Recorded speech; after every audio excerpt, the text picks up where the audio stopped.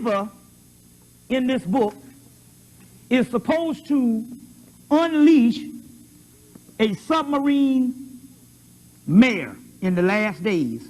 And this submarine mare is this primal energy that will destroy the known universe into a new reality. The submarine mare is often called the fire or the Kundalini fire of Urva. That's what the satanic energy that I'm talking about, this ancient evil. That's what you got to become. But you bring that shit about by thinking evil, not love. Love keeps the earth for the last umpteen million years in order.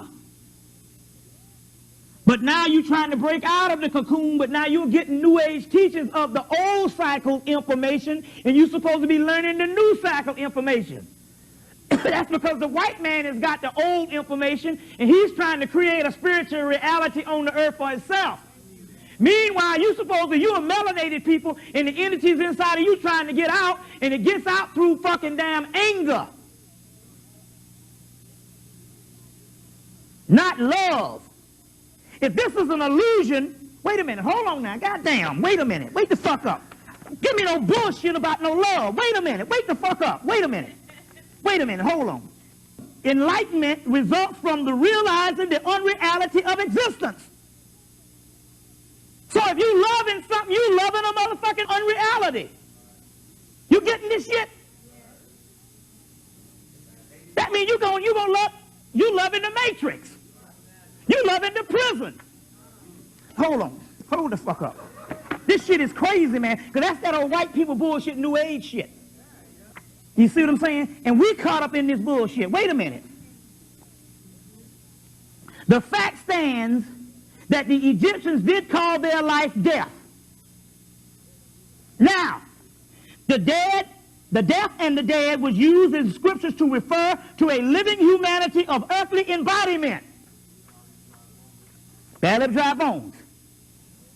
This wide procession might have remained highly instructive had Milton and had within common and his groups of Hermeticists of Europe had lost the lost signal of knowledge of the fallen angels, the rebel hosts, and the armies of Satan and Lucifer. Collectively was man himself. That fiery lake into which he was hurled was our gloomy earth. So, if man is imprisoned in a fiery lake, and it is talking about this particular earth, what the fuck you doing loving this bullshit? You see what I'm saying? If it's a matrix, if it's an illusion, if it's Maya, it doesn't exist. The submarine fire is called Urva or Arva, or it is called the fire of Arva. What is Arva?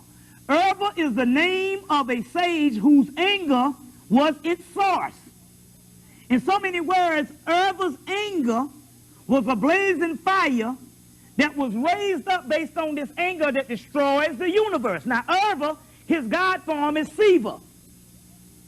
Then he goes on to say, well, how does Shiva destroy the universe, which is the matrix? He burns it up, I quote, O'Flaherty, Shiva, the erratic aesthetic, he burns the universe up with his third eye. Now, wait a goddamn minute. Wait a minute. Hold the fuck up. Hold up. Hold the fuck up with the dumb shit. If the third eye produces melanin, and they say that the third eye is supposed to burn up the damn universe, you understand what I'm saying? Then what's all this other bullshit? That's what the third eye is here for. It is the fire that is supposed to consume the universe. That they say, my God is an all-consuming fire. You get this? But they also say that this fire is erupted through anger. You say, how can this be? Because the old cycle, you had to contain your anger because you had to live on the earth because the fire was not at its point. Did it get to the point that it's going to destroy the universe?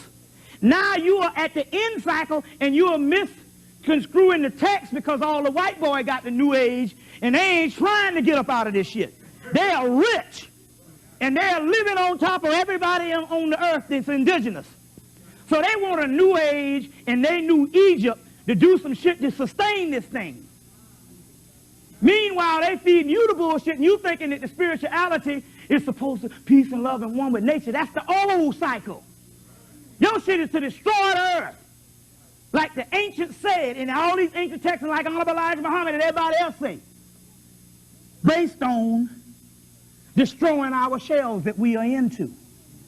So somebody is running some bullshit to us.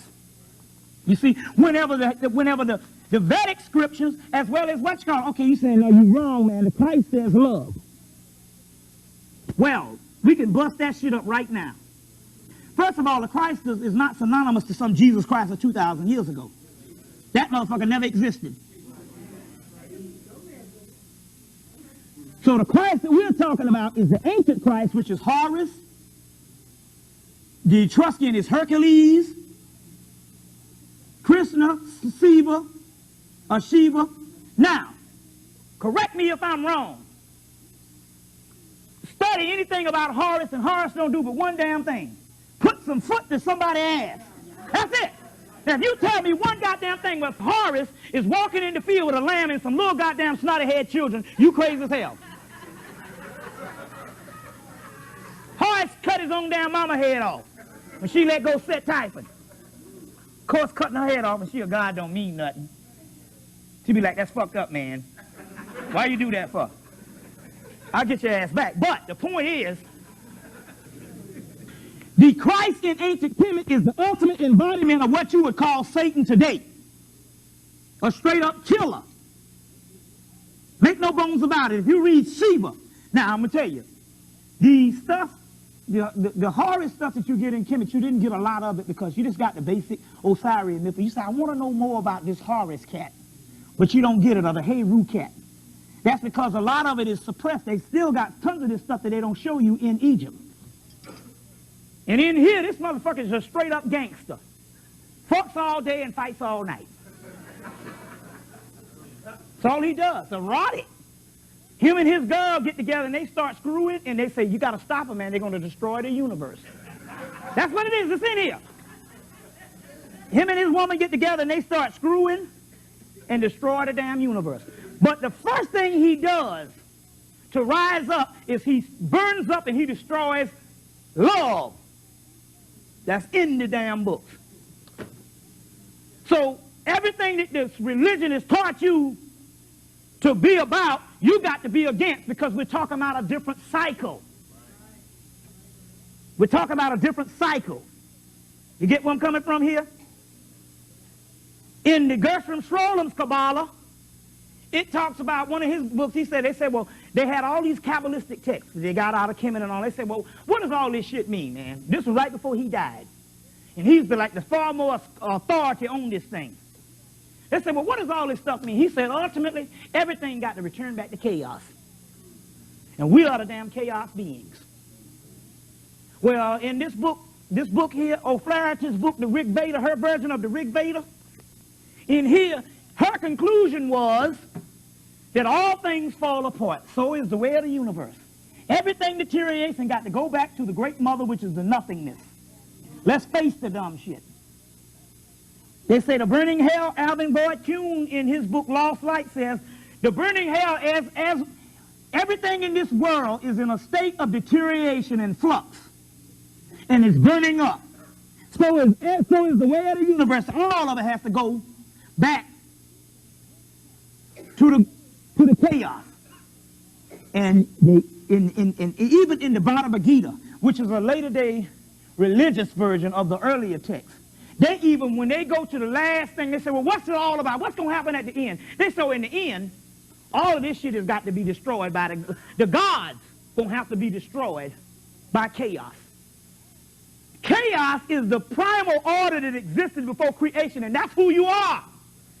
The substance in you is a pre-creation substance, and it cannot act on according to creation and nature. So you have to condition your mind and be free